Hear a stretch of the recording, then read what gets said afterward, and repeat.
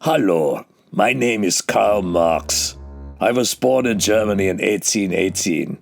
My parents, Heinrich and Henriette, owned vineyards, and my father practiced law. Thanks to their largesse, I largely avoided getting a real job.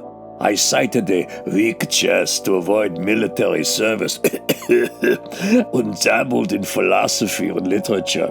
In college, I became president of the local drinking club, where we debated radical ideas. I developed a lifelong love of booze and bombast. But I crave still stronger stuff. So, I decided to create a brew more intoxicating than had ever been created before, yeah?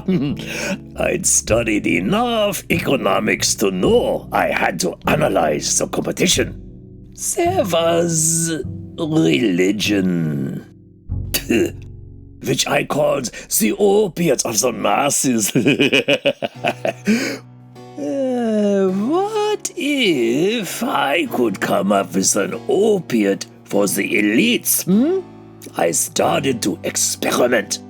A base of Hegel, infused with the altruist essence of Comte, combined with inversions of Adam Smith, and distilled in large vats of envy, alienation, resentment, and greed. My basic recipe was this. There are always two groups at war with each other. Bad people and good people. The bad people are the bourgeoisie, who exploits the good people, the proletariat, yeah. The result was a heady cocktail of class conflict.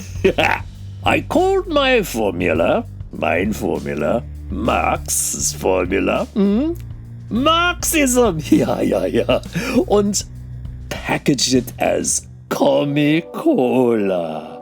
At first, it didn't sell. The elites oppressed me, and the masses ignored me.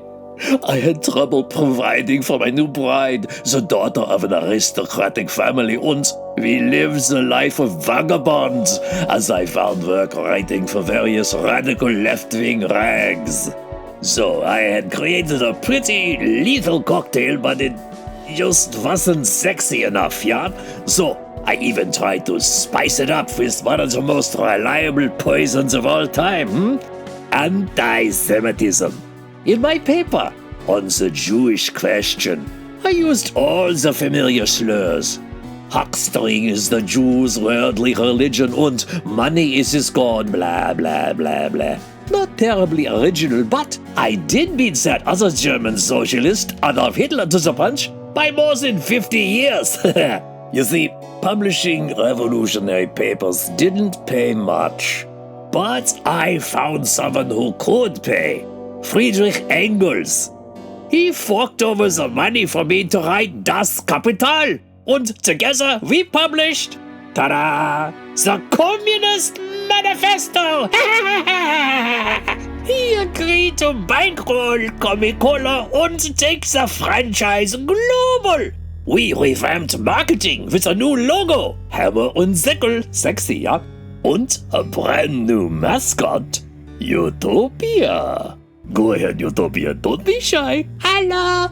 Isn't he cute? Like Johnny Appleseed, I traveled throughout Europe, starting socialist workers' parties, seeding revolution.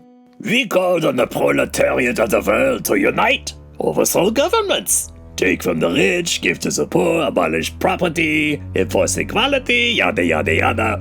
So, what happens after the seizing and smashing and overthrowing, you ask?